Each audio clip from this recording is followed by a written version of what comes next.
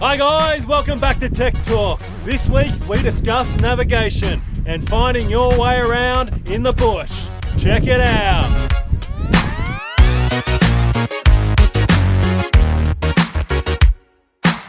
You wouldn't believe how often I come across people that are lost out in the bush or trying to navigate their way across the top of Australia with Google Maps or, even worse, their TomTom GPS system. It's absolutely ludicrous.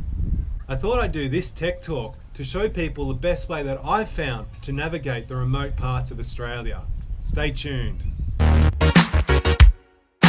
In rural areas of Australia, not even too far out of the cities, Google Maps or your TomTom, Gavin type GPS systems will be totally useless. If you're going into remote areas like this, you will need to move to a more advanced type of navigation technique.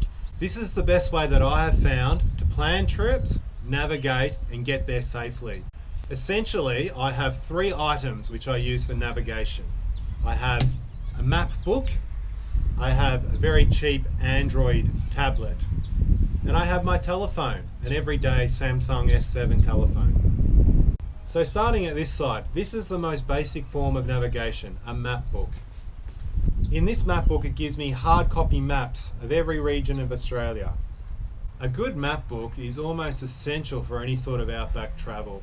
It's got numerous benefits, but its biggest benefit is in the planning stage of your trip. You can sit back and see exactly where your route will take you, and it gives you a broader, easier to read format.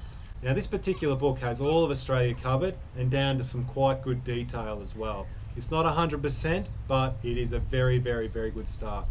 Now this book is made by HEMA. In Australia, HEMA is pretty much the best mapping company to go with. Whatever you buy HEMA. They're by far the best and they make fantastic maps. Now moving on to my second major item for navigation. This is a $120 Android tablet that I bought 6 years ago. It's had a hell of a lot of use since then, and I bought it specifically for the purpose of map navigation. The tablet sits above my rear view mirror with the maps open, so I can follow the maps as I'm driving along. Now the way this works is kind of a two-part system. The first part is that you will need to buy digital maps. The digital maps that I've got are HEMA, again because I think HEMA are by far the best maps in Australia. You can purchase the digital maps from their website or some other websites as well. I think they're around about the $250 mark from memory. So they are quite expensive, but they are well worth the money. You can purchase a HEMA program. In fact, you can purchase an entire HEMA device if you wish, but I prefer this option and it's a bit cheaper as well. The software that I use is called Oryx Maps. You can get this from the Play Store. Now I got it on my tablet when it was free. I believe now they charge $7 for the application, but that is still quite a bit cheaper than some of the other applications out there like Aussie Explorer or the HEMA application itself, which is quite expensive. And I find that Oryx Maps is as powerful and better in a lot of ways. Let me show you. The first thing you'll notice is that Oryx Maps appears to be a paper map, but on your tablet and gives you the ability to scroll around. You'll also notice the red arrow at the center of screen. That's my position and the direction that I'm headed in.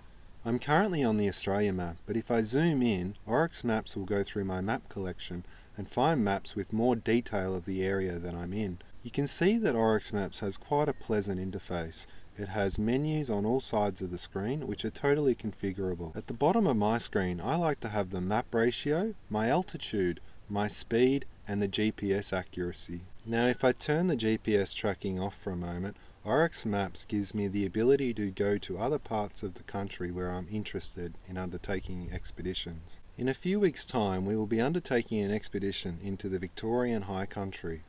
The free view mode of Oryx Maps allows me to zoom in with a great amount of detail into some of the areas that I will be travelling. I can pick my route, campgrounds and even a lot of points of interest are indicated on the map. I think we'd like to spend a few days here in the Harqua Hills. It's a beautiful area. Now you must understand the limitations of programs like Oryx Maps and this technique for navigation. It's not a navigating system in the sense of your Gavin or TomTom navigator. You cannot simply type in a location and have a blue line drawn all the way to your destination. It doesn't work like that. You need to navigate manually, but the GPS tracker will be shown on the map as you go. So it does require a level of interaction from the operator. Oryx Maps has many other great features too. I'll let you go and check out somebody else's YouTube video for that, because that is not really my expertise. But I will let you know that one thing that I frequently use is the track recorder. So if I'm making a journey through the national park and then to the other side, and the tracks aren't very well signed or on the map at all, it will actually record my trip for me. I also frequently create waypoints and insert photos at those waypoints just for a bit of interest. But as I say, there are many things you can do with Oryx Maps. You should check it out for yourself. So that brings me to the third and final device that I use for navigation, and that's this little fella. Just a Samsung telephone, nothing special. So why is this so handy? Well, do you remember earlier when I said Google Maps is not very helpful in the bush? Well, Google Earth, or the aerial photograph function of Google Maps, is fantastic in the bush. The HEMA maps are great. They cover most of Australia, but when you get into coastal areas, particularly where there's a lot of dunes, or if you're in a state forest, or if you're in a pine forest, for example, you will typically find there are many tracks running everywhere, and they're not on the maps. And that's because HEMA cannot possibly put all those tracks in there. It would fill a map book with clutter that's just not necessary. But aerial photos from Google Earth can be a lifesaver. Here's an example. Here we are just south of Greenhead. Now I'd like to go to the coastline, but Google Maps doesn't show any roads going in.